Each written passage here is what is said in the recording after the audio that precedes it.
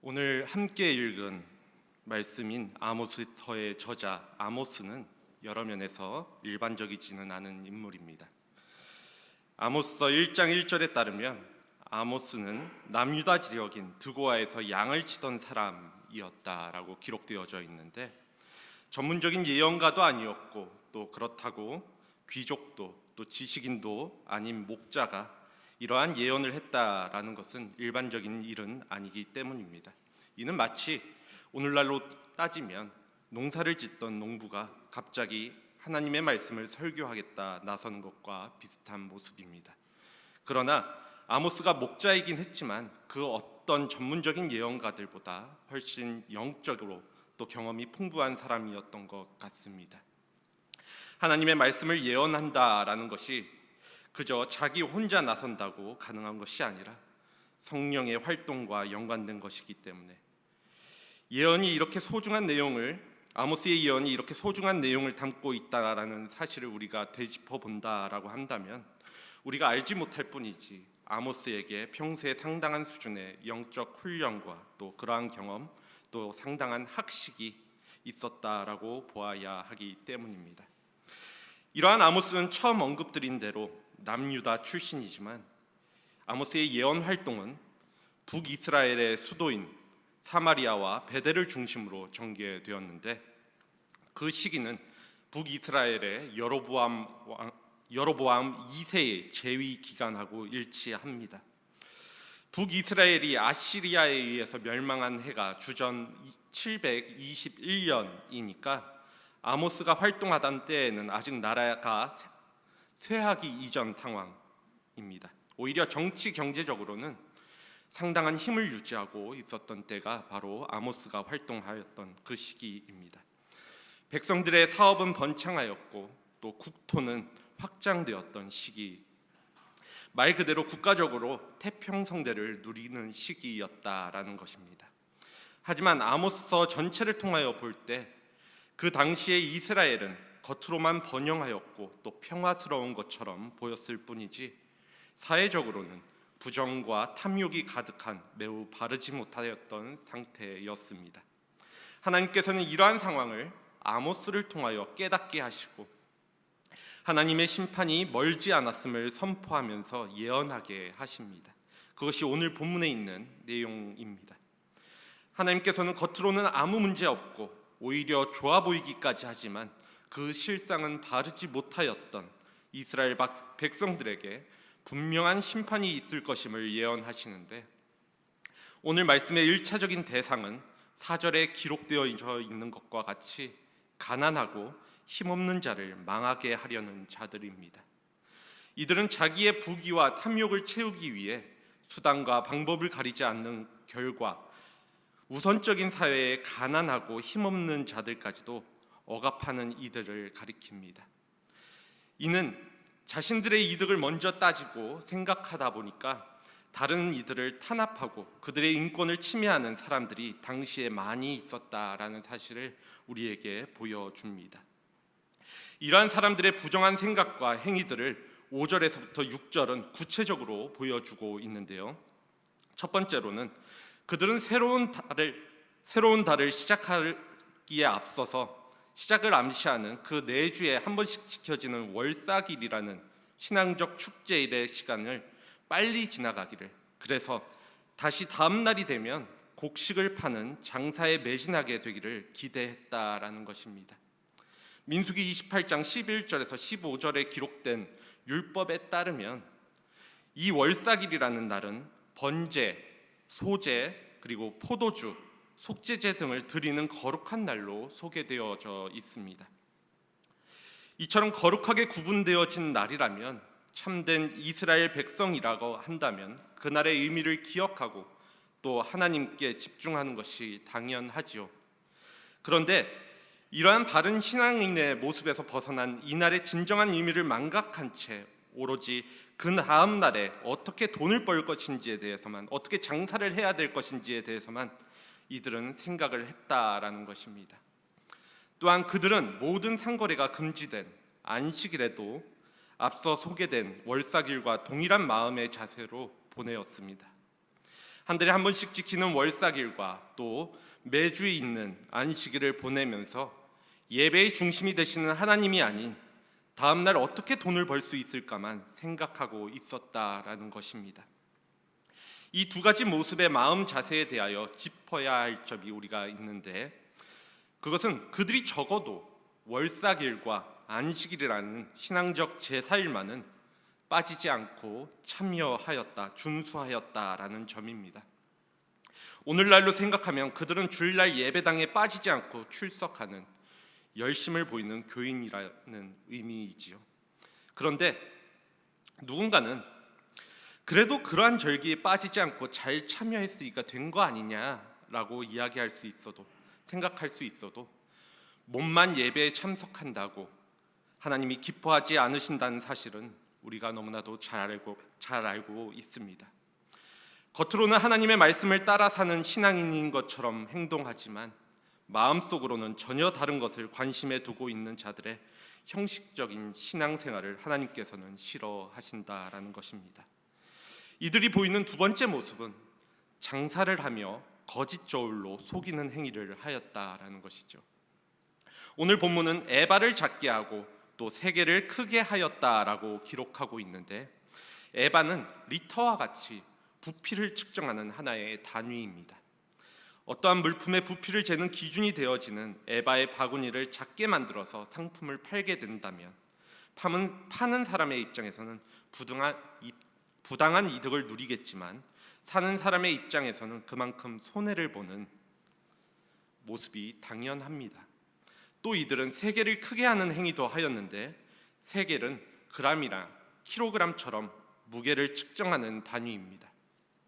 그러므로 상품을 파는 자가 추로 무게를 달았을 때 한쪽 추에는 보다 무겁게 변조된 세겔을 올려져 있다라고 한다면 그 물건을 사는 사람은 동일한 무게에 대하여 값을 더 치르고 상품을 사게 되는 것입니다. 성경의 율법서, 예언서 그리고 지혜서들에는 이와 같은 부정한 상거래를 금지하는 법이 엄연하게 제시되어져 있습니다. 레위기 19장 35절에서 36절 말씀은 이렇게 기록을 합니다. 너희는 재판할 때나 길이나 무게나 양을 잴 때 불의를 행하지 말고 공평한 저울과 공평한 추와 공평한 에바와 공평한 흰을 사용하라. 나는 너희를 인도하여 애굽 땅에서 나오게 한 너희의 하나님 여호와이니라. 이런 말씀에도 불구하고, 그러함에도 아모스 당시에 이스라엘 백성 중에 악한 자들은 저울을 조작하여 자기의 이득을 챙기는 것과 같이 하나님의 말씀을 무시하고 부정한 상거래를 계속해 왔다라는 것이지요. 또 이들의 세 번째 모습은 은으로 가난한 자를 사며 신 한 켤레로 궁핍한 자를 사는 행위입니다. 이 말은 가난하고 궁핍한 채무자들이 약간의 은이나 또 신발 한 켤레 정도의 값으로 채무를 갚을 능력조차 없어 결국 채권자들의 노예가 되는 현상을 이야기하고 있습니다. 이러한 현상은 오늘날 우리 사회에서도 팽배하여 있지요. 고리 대금업자들이 채무자들에게 돈을 받아내기 위해서 속칭 해결사라고 불리는 사람들을 동원하기도 하고, 또 이를 통하여서 인신매매나 또 신체 포기각서를 작성하기도 합니다. 이는 영화나 소설에만 있는 이야기도 아니고 또 엄연히 지금 21세기를 살아가는 우리 사회에서 목격되어지는 이야기입니다. 자신의 부기만을 고려하여 가난한 자의 인권까지도 쉽게 유린하는 사람들의 모습 말입니다. 이들이 보인 네 번째 모습은 찌꺼기 밀을 섞는 행위입니다. 오늘 여기서 찌꺼기 밀이란 깨끗한 밀을 가려내고 남은 쭉정이를 의미하죠. 순수한 밀만을 팔아야 하는데 그 순수한 밀에 겨나 쭉정이가 섞여 파는 모습 역시도 결코 하나님께서 용서하시는 모습이 아니라는 것입니다. 이 모든 행위들의 결과는 분명합니다. 공의로우신 하나님의 심판을 피할 수 없다라는 것입니다. 하나님께서는 부정한 행위뿐만 아니라 그 행위의 결과로 가난하고 궁핍한 자들의 인권과 또 생명이 유린되어지는 현장을 짚고 넘어가길 원하신다라는 것입니다. 이러한 일을 이러한 일을 행하는 이들은 앞서서도 언급드렸지만 모두 하나님을 섬긴다 말하는 이스라엘 백성들이었습니다. 그런데 이들의 모습은 표면적으로 이스라엘 백성이었지만 하나님의 말씀과는 멀어져 있었다라는 사실입니다. 지금부터 2700년 전에 예언자의 입에서 나온 이 예언은 우리 인간의 실상을 적나라하게 또 바르게 고발하고 있습니다. 아모스 시대에 팽배하였던 이러한 자들의 모습은 오늘날 교회 안에서 또 세상 속에서 쉽게 발견되어지는 모습이라는 것입니다. 몸은 예배당 안에 있지만 예배를 드리면서도 마음 한편은 월요일에 있을 사업을 구상하거나 또 이번 주는 어디에 놀러 갈까 계획을 짜기도 하지요. 당장 월요일만을 고민할까요? 예배 드리면서도 예배에 집중하지 못하고 또 당장 주일 예배를 마치면 무엇을 할까 생각하시는 분들도 계실 것입니다. 또 부당한 방법이라 할지라도 조금이라도 내 것을 더 챙기기 위해 가짜 저울로 다른 사람들을 속이고 자신의 이익을 위해 다른 사람의 생존을 위협하는 일을 서슴지 않기도 하지요. 단순히 이것이 장사의 이야기만은 아닙니다.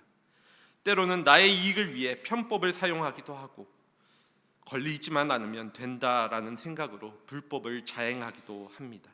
교회에 다닌다고 또 예수를 믿는다고 하면서 말입니다. 이로 인하여 교회에 다니는 사람이 더하더라라는 말이 지금 시대 속에서 어렵지 않게 왕왕 들리는 것도 사실입니다. 아모스는 7절에서 여호와 하나님께서는 이러한 이스라엘 백성들의 행위에 대하여 절대로 잊지 않으시겠다라고 경고를 합니다. 7절 말씀입니다. 여호와께서 야곱의 영광을 두고 맹세하시되 내가 그들의 모든 행위를 절대로 잊지 아니하리라 하셨나니. 그리고 8절에서 10절 말씀을 통하여서 이러한 일들로 말미암아 그 결과 온 땅이 강이 넘침같이 솟아오르며 또 애굽 강이 뛰놀다가 낮아질 것임을, 즉 지진과 같은 천재지변이 일어날 것임을, 또 여호와께서는 대낮에 해가 꺼지고 백주에 땅이 캄캄하게 할 것임을 말씀하십니다. 그리고 이러한 일이 있을 때 그것이 곧 여호와의 일인 줄 알라 하시며 마지막 날, 이스라엘의 마지막 날은 공고한 날과 같이 비극으로 마무리될 것이라고 예언하십니다. 이러한 예언이 기원전 721년 북이스라엘의 멸망을 내다본 것일 수도 있기도 합니다만 반드시 그러한 역사적 사실만을 가리키는 것은 아닙니다. 이러한 심판의 예언은 심판이 임할 수밖에 없는 현재 상황에 대한 명백한 진단입니다. 사회에 부정과 부패가 만연하고 또 물질을 위해 다른 사람의 인권과 생명 따위는 안중에도 없는 사회가 하나님의 심판 없이 온전히 유지될 수 있다라는 것은 말이 되지 않습니다. 물론 하나님의 심판은 반드시 칼과 재난, 또 굶주림과 갈증, 전염병과 같은 것들만이 있는 것은 아닙니다. 이러한 재앙들은 우리가 미처 알지 못하는 이유로 인하여서 일어나기도 하고 또 재앙이 끝난 다음에 그것이 하나님의 심판이었다라는 사실을 깨닫기도 하기 때문입니다. 이러한 점에서 대낮에 해가 꺼지고 또 백주에 땅이 캄캄해진다라는 자연재해나 또 상여소리가 퍼진다는 군사적 재앙보다 더 근원적인 심판이 우리에게는 있습니다. 아모스는 그것을 아주 정확하게 파악하고 있는데요. 11절 후반부와 12절 후반부 말씀입니다. 함께 보시기 원합니다. 여호와의 말씀을 듣지 못할 기갈이라. 또 12절 후반부에서는 여호와의 말씀을 구하려고 돌아다녀도 얻지 못하리니. 오늘 본문의 전체 구조를 통해서 볼 때 여호와 하나님의 말씀을 들을 수 없는 사태는 이스라엘의 불의로 인하여 임하게 된 하나님의 심판입니다.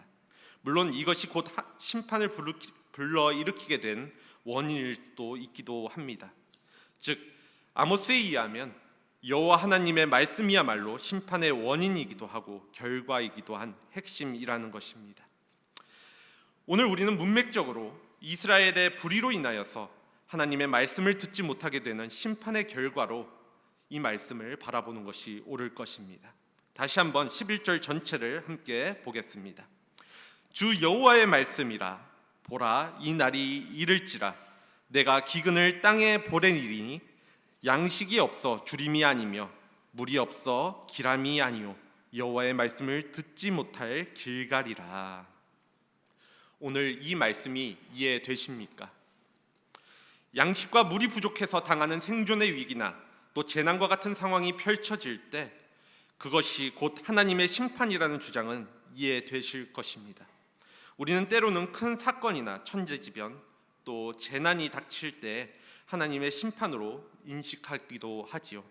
하지만 하나님의 말씀을 들을 수 없어 굶주린다는 것이 왜 하나님의 심판이 되어야 하는 것인지 사실 1차원적으로 바라본다면 이 말씀을 이해하기는 쉽지 않습니다. 그 당시에도 예배를 드리는 사람들이 많이 있었고 하나님의 말씀을 전하는 전문가들이 많이 있었습니다. 그러한 전통은 이스라엘 역사에서 끊어진 적이 한 번도 없었던 사실이지요. 그런데도 불구하고 아모스는 이스라엘이 여호와의 말씀에 굶주리게 될 것이라고 선언합니다. 하나님의 심판은 앞서 언급드린 것과 같이 때로는 전쟁과 천재지변과 같은 외부적인 것일 수도 있지만 그분의 백성들에게 영적인 굶주림에 방치되도록 하는 것도 심판의 한 형태입니다. 아니 어찌 보면 하나님의 백성된 입장에서는 이것이 가장 무섭고 두려운 심판의 형태일 수 있습니다. 타성에 젖어 죄에서 헤어나오지 못하던 이스라엘 백성들, 그리고 선지자들과 예언자들을 통하여서 선포되어지는 회개와 구원의 메시지를 등한시하던 이스라엘 백성들은 하나님의 심판을 당할 때 뒤늦게 하나님의 뜻을 찾으려고 노력하겠지만 이미 구원의 기회를 놓쳐버린 그들에게 주어지는 하나님의 심판은 그들을 하나님의 말씀을 들을 수 없는 영적인 기갈 상태에 내버려 두는 것이기 때문입니다. 12절 말씀을 다시 보면 죄악에 빠져 국가적 재난을 당한 백성들이 하나님의 말씀에서 회개의 길을 찾고 또 위로와 평안을 얻으려고 이 바다에서 저 바다까지 또 북쪽에서 동쪽까지 비틀거리며 돌아다니지만 그때에는 허사가 될 것이라고 하나님께서는 분명하게 말씀하십니다. 누군가는 이렇게 생각하실 수도 있으실 것입니다. 하나님 말씀 없이 한 주 잘 살아가는데 또 인생 살아가는데 큰 문제가 없는 것 같은데 뭐가 문제냐? 내가 먹고 사는 게 달라지는 것도 아닌데 라고 말입니다. 물론 지금 살아가는 일에 당장 큰 문제는 없을지 모릅니다. 그런데 하나님의 말씀을 찾고 싶어도 찾을 수 없게 된다라는 말씀이 무엇을 의미하는지 다시 한번 잘 생각해 보시기 바랍니다. 하나님의 말씀을 듣지 못하게 된다라고 한다면, 찾고 싶어도 찾을 수 없게 된다라고 한다면 우리는 결코 자신의 죄가 무엇인지도 깨달을 수 없게 되어질 것이고 하나님께 돌이킬 수도 또 돌아갈 수도 없습니다. 그 기회조차도 사라지게 된다라는 것입니다. 하나님의 말씀이 사라져 들을 기회조차 없게 되기 때문에 말입니다. 저는 개인적으로 이것보다 더 무서운 하나님의 심판은 없다라고 생각합니다. 이러한 기준으로 본다라고 한다면 땅이 요동치고 재난이 난무하는 심판은 오히려 가벼워 보일 정도입니다. 하나님의 말씀이 사라지지 않았기에 돌이킬 수 있는 기회가 사람들에게는 있기 때문입니다. 오늘 말씀을 바라보며 어떠한 생각이 드십니까? 이러한 하나님의 무서운 심판을 가져오게 만드는 장본인에 대하여 오늘 말씀은 가난하고 힘없는 자를 망하게 하려는 자라고 명시하기에 나는 그 정도로 악한 사람은 아니라고 생각하시는 분들 계실지도 모릅니다. 그래서 오늘 말씀은 나에게 해당되어지는 말씀은 아니네 라고 생각하실 수도 있겠지요. 하지만 오늘 말씀을 확장해서 생각해 본다라고 한다면 하나님의 심판을 부르는 이들은 주일날 경건의 모습은 있지만 삶의 자리에서는 신앙인의 모습을 잃어버린 형식적인 신앙인들을 가리키고 있습니다.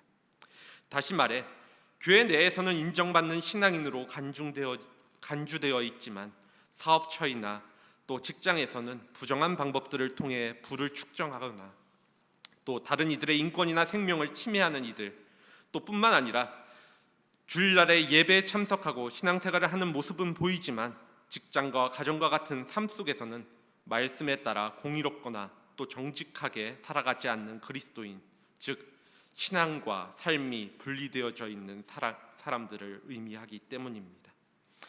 교회에서는 하나님을 찾고 죄인인 것처럼 낮아지지만 세상에서는 내가 주인인 것처럼 살아가고 또 말씀과 삶이 일치되지 않는 삶을 살아가는 모습, 주의를 제외하고는 하나님 또는 예수님을 외면하고 자신만을 위하여 살아가는 모습, 하나님의 뜻을 알면서도 삶 속에서 실천하며 살아가지 못하는 모습 말입니다.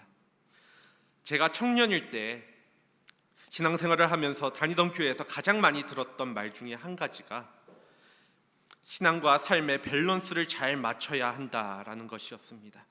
그래야 신앙도 지치지 않고 또 사회에서 인정도 받으며 살아갈 수 있다라고 말입니다. 좋은 말 같지요.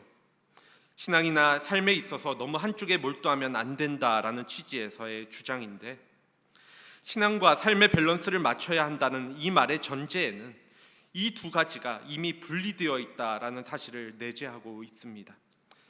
그런데 그리스도인의 신앙과 삶은 근본적으로 분리되어질 수 없습니다.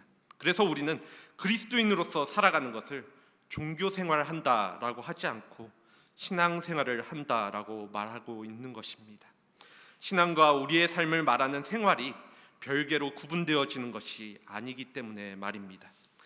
이러한 면에서 지난주 장로님의 기도 속에서 명절 가운데 많은 사람들을 만나면서도 예수님에 대하여 한마디 언급하지 못하였다라는 그 기도가 한 주간 제 마음을 울리게 만들었습니다. 예수 그리스도를 믿고 하나님의 백성이라 말하면서도 세상 속에서 악행을 저지르는 것이 아니라 할지라도 예수 그리스도를 언급하지도 않고 살아가는 우리의 삶, 교회에서는 신앙인으로 살아가는 듯 하지만 교회 밖을 나서면 세상 사람들과 다름없이 살아가는 삶, 그리고 그것이 때로는 큰 잘못이나 문제가 아니라고 생각하는 우리의 모습, 그럴 수 있지라고 생각하는 우리의 모습이 곧 하나님의 심판을 불러온다라는 사실입니다. 그렇기에 우리는 우리의 신앙과 삶을 일치시켜야 합니다. 말씀을 교회 안에서만 붙들고 있는 것이 아니라 나의 삶 가운데서, 나의 삶 속에서 붙들고 있어야 하고, 또 주일에만 하나님을 바라보는 것이 아니라 주일을 포함한 일주일의 삶 가운데 하나님을 바라보는 삶을 살아야 합니다. 우리는 분명한 사실을 알고 있습니다. 하나님께서는 교회에서의 예배드리는 이 한두 시간의 모습뿐만이 아니라 그 위에 세상 속에서 살아가는 우리의 모습 역시도 바라보고 계시다라는 사실을 말입니다. 그렇기에 이것은 많은 그리스도인들의 고민이자 숙제이기도 하지요.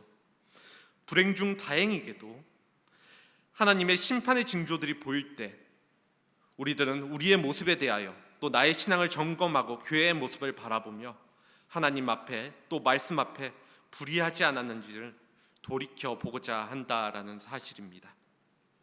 하나님께서는 이러한 일들로 인하여서 재난과 공고한 일들이 있을 것임을 말씀하셨기 때문에 우리는 그러한 일들이 있을 때 스스로를 돌아보게 됩니다.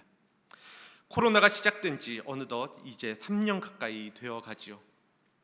지금은 많이 무뎌진 감이 있지만 처음 코로나 확진자들이 엄청나게 증가하고 또 주일에 교회에 모이기 어려웠을 때 우리의 입술에서 어떠한 말들이 나왔는지 기억하십니까? 우리를 돌아보자, 나의 삶을 돌아보자, 또 교회에 나아가야 할 방향을 고민해보자. 이 어려운 시기에 정말 하나님이 원하시는 것이 무엇인지를 알 수 있는 때가 될 것이니 우리 함께 기도해보자, 우리 함께 알아보자.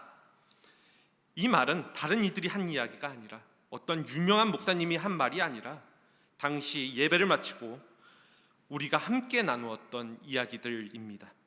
그런데 오늘 이스라엘처럼 겉으로 보기에 나라도 화평하고 또 좋은 상태에서는 이러한 이야기들이 또 이러한 접근들이 사라지게 되어지죠.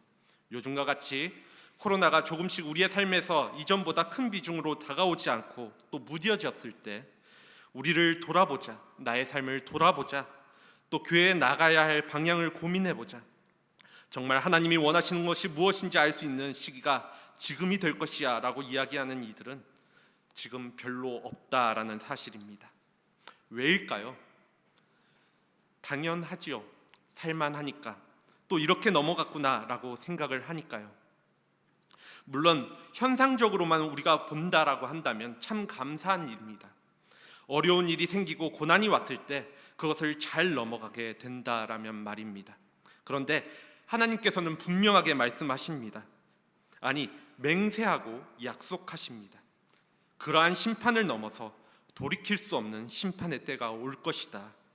말씀을 다시 찾으려고 해도, 하나님을 다시 찾고자 해도 찾을 수 없을 때가 올 것이다. 돌이키고 싶어도, 하나님께 돌아가고 싶어도 돌아갈 수 없는 때가 올 것이다 라고 말입니다. 우리는 이 말씀에 귀를 기울여야 합니다. 그리고 이를 깨닫고 그러한 일들이 있기 전에 교회와 그리스도인들은 예민하게 우리의 삶을 돌아보고 우리의 신앙과 또 우리의 신앙은 삶과 분리되어져 있지 않은지 점검해야 합니다. 그리고 그것을 넘어 지금 이 시대를 살아가는 지금의 시대를 하나님의 말씀을 기준으로 두고 영적인 통찰력을 가지고 냉철하게 바라볼 수 있어야 합니다. 그리고 이를 세상 밖으로 드러낼 수 있어야 합니다. 당시 북이스라엘의 시대와 같이 겉으로는 보기에 어떠한 전조도 없고 오히려 태평성대한 상황이라 하더라도 그 내면을 바라보았던 아모스처럼 말입니다. 이를 위해 서두에 언급드렸던 것처럼 하나님께서는 당시에 양을 치던 목자이자 또 농부였던 아모스를 사용하셨습니다. 그리고 오늘 우리에게도 동일하게 말씀하고 계십니다. 세상을 보아라, 교회를 보아라, 너희 스스로를 돌아보아라. 말씀대로 살아가고 있느냐라고 말입니다. 그것을 돌아볼 수 있을 때가, 그리고 인지할 수 있을 때가, 또 아직 말씀을 들을 수 있고 찾을 수 있을 때가 돌이킬 수 있고 또 회개할 수 있는 기회의 때이자 은혜의 때입니다. 이를 기억하시고 말씀을 찾고자 하여도 찾을 수 없고 듣고자 하여도 들을 수 없는 기갈이 있기 전에 우리를 돌이키고 더욱 하나님 앞에 설 수 있는, 또 이를 드러낼 수 있는 우리 한사랑교회 공동체 모두가 되어지기를 간절히 소원합니다. 이 시간 함께 기도하겠습니다.